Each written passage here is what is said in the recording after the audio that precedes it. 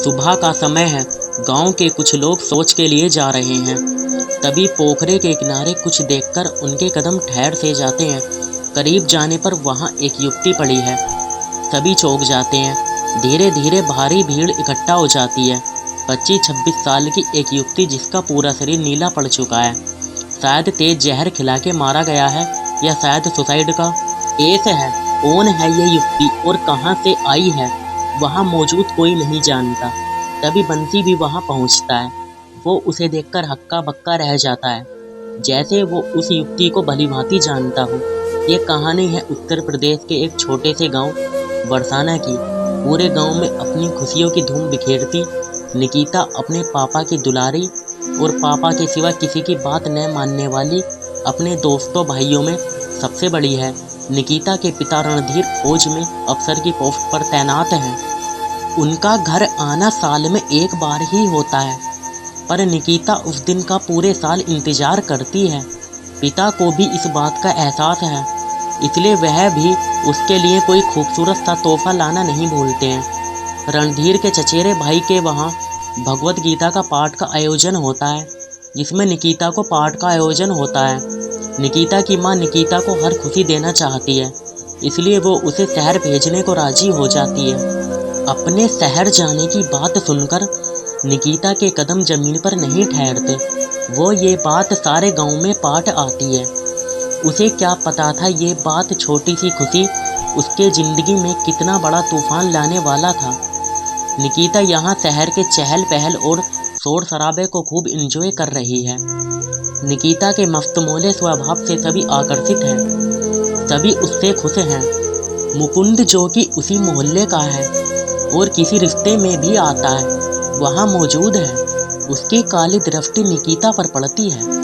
देखने में मुकुंद कोई आम लोगों जैसा ही है, पर वास्तव में वो बहुत ही घटिया और दूषित मानसिकता का व्यक्ति है। वो निकिता को हर प्रकार से रिझाने की कोशिश करता है। भोली भाली निकिता उसकी चालों को समझ नहीं पाती है। धीरे धीरे मुकुंद अपने प्लान में कामयाब होने लगता है। निकिता उसकी मीठी मीठी बातों में आ जाती है।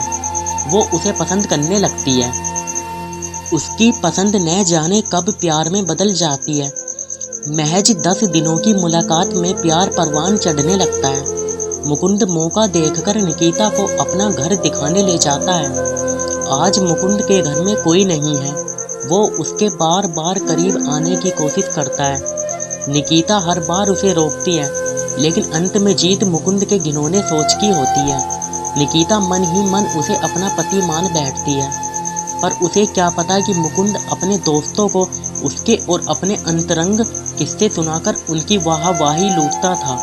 निकिता इन सबसे अनजान मुकुंद में अपने जीवन साथी के सपने देख रही थी। दोनों के हफ्तों के प्रेम प्रसंग के बाद निकिता का मुकुंद से जुदाई का दुखद वक्त आ जाता है। वो मुकुंद के बाहों में बहुत रोई। मुकुंद ने बहुत जल्दी शादी करने का विश्वास दिलाकर उसे गांव भेज दिया। गांव में एक दिन निकिता की तबीयत काफ़ी बिगड़ गई। उसे अस्पताल लाया गया तो पता चला निकिता पेट से है। जैसे ही ये बात माँ को पता चली, माँ बेहोश हो गई। जब उसे होश आया तो उसने निकिता के पिता को फ़ोन पर सारी बातें बताईं। रणधीर फौरन छुट्टी लेकर घर आ गए। माँ बाप दोनों के कलेजे पर जैसे सांप लौट रहे थे। निकिता ने पिता से कुछ नहीं छुपाया। अपने और मुकुंद के रिश्ते के बारे में सब कुछ बता दिया। तुरंत रणधीर और माँ निकिता को लेकर शहर आते हैं। पहले तो मुकुंद ऐसे किसी संबंध से इनकार करता है, बाद में स्वीकार तो कर लेता है, पर उसे अपनाने से साफ मना कर देता है। निकिता के आंखों में आंसू भर जाते हैं। मुकुंद का ये रूप उसने पहली बार देखा था और जिसकी उसने पहले कभी कल्पना भी नहीं की थी। मजबूर पिता निकिता से बच्चा गिराने को कहते हैं। निकिता फपक फपक कर रणधीर के बाहों में रोने लगती है। पिता से कहती है उसे जहर दे दो, क्योंकि जीते जी वो उस मासूम को कोई चोट नहीं पहुंचाने देगी। जिद पर अड़ी निकिता को कई बड़े बुजुर्ग समझाते हैं, पर वो अपनी बात पर अडिग रहती है। रणधीर और मुकुंद के घर वालों की कई बार बैठक होती है। दबाव बढ़ता देख मुकुंद और उसके घर वाले निकिता को स्वीकार कर लेते हैं। मंदिर में दोनों की शादी होती है। ससुराल पहुंचने पर नज़ारा तो कुछ और ही होता है। मुकुंद के घरवाले तो मुकुंद से भी बड़े राक्षस थे। घर में मुकुंद की बहन, उसकी माँ, उसके पिता और उसका एक छोटा भाई था। सब के सब निकिता को नित्य प्रताड़ित करने में लगे थे। मुकुंद तो उसको बस मारने पीटने में लगा था। चूंकि इस घर में आने का फैसला भी उसका खुद का था, इसलिए वो इसे किसी से कह भी नहीं सकती थी, और कह के भी क्या फायदा।